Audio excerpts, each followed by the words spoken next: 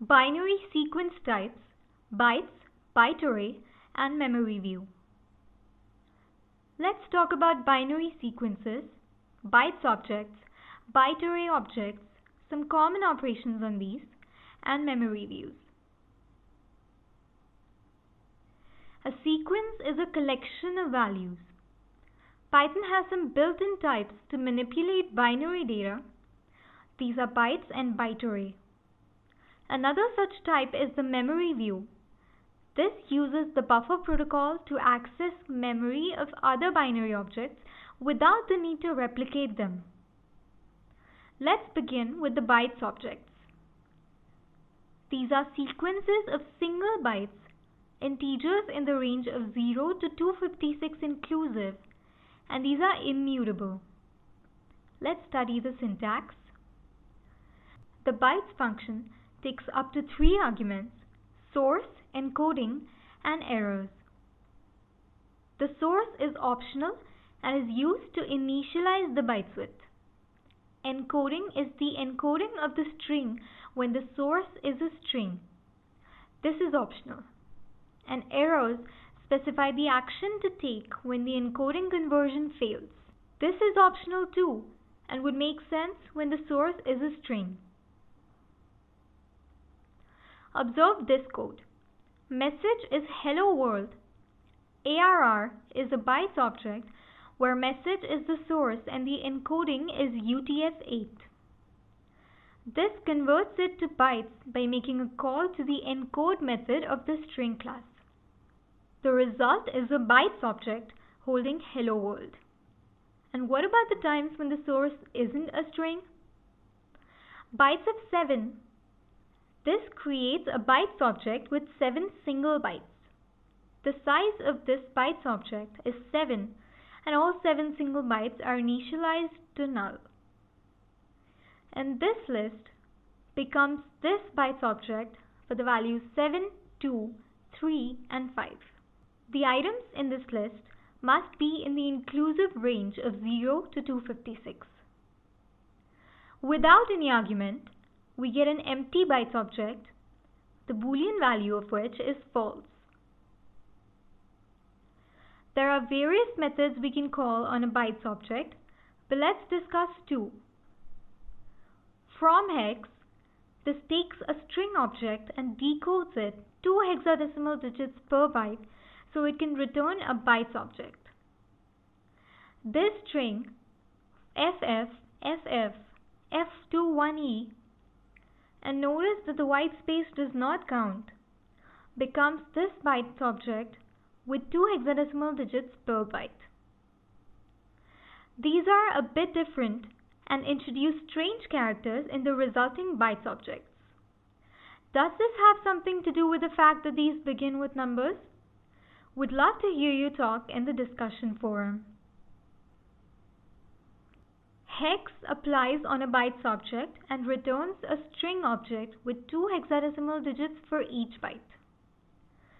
This becomes 5F21E.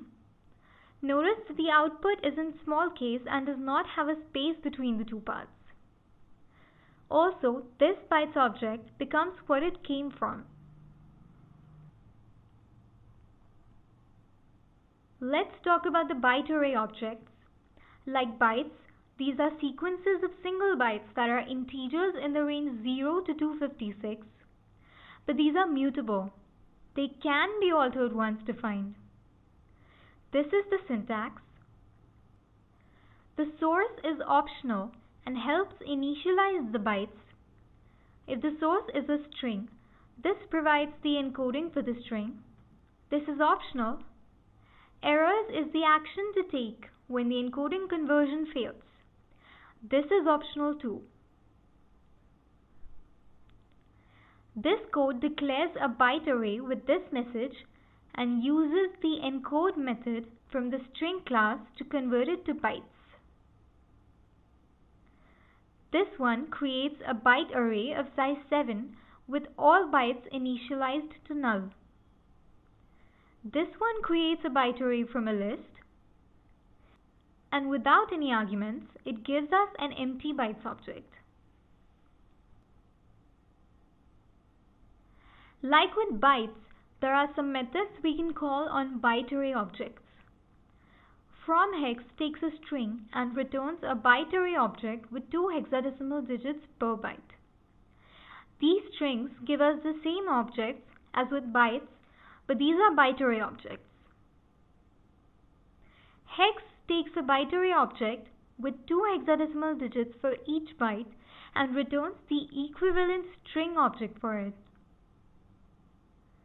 Again, the same as for bytes. Since they are mutable, byte arrays also support mutable sequence operations. From this list, we create a byte array and append 6 to it. There are some common operations that bytes and byte array objects support. Pause your screen and read them out loud.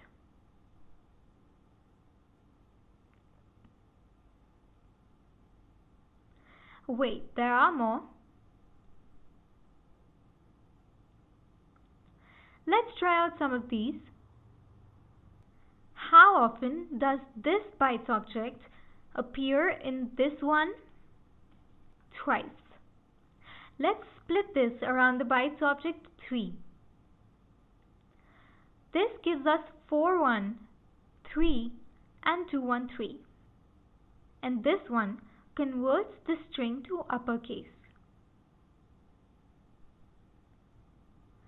Let's talk about memory views before we leave.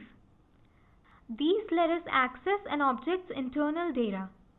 Such an object must support the buffer protocol without copying.